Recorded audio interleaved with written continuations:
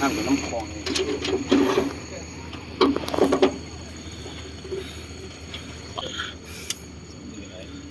บรรยากาศยามแรงเด้อพี่น้องเด้อตอนนี้ก็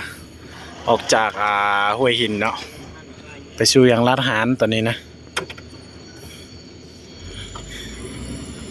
ยาอ๋อผมแสบจะมีกลิ่นนอกพันวันพันน้ำผึ้งเข้า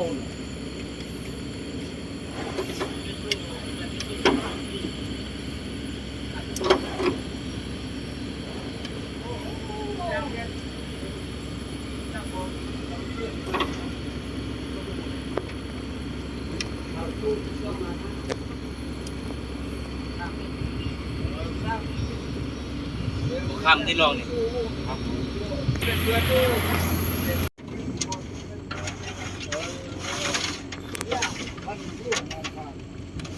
เอามาถ่ายจุกของ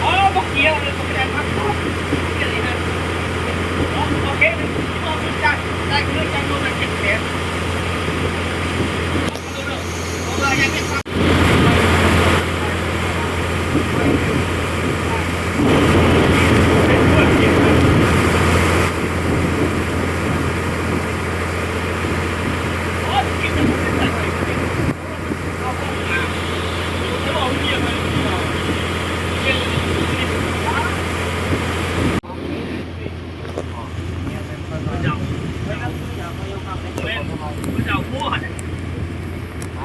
ซึ่งเราน่ะลายเลยแม่กินกันเคยจับได้ว่าจะว่าเธอคอยแล้วกันอย่าให้เป็นเลยอ๋อเพิ่งพอลาพอลาพอเพิ่ง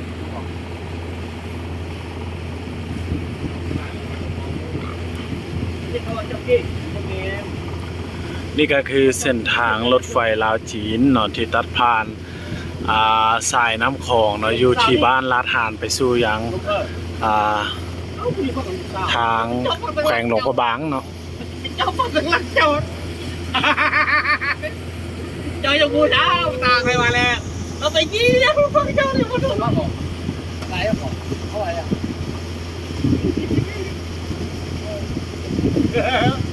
ผมจะตัดตายแล้วซื้อฟ้าแพงหนักขึ้นเราอ่ะทน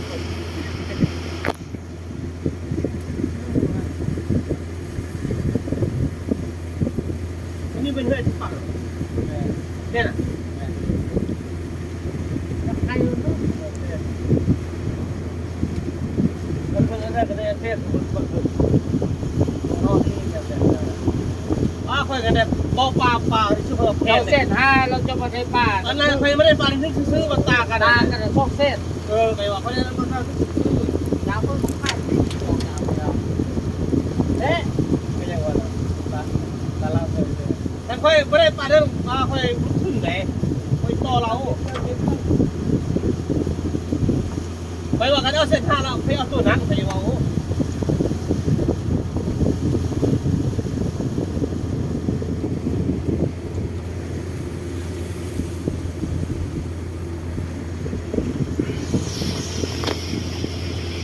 สอบยังดี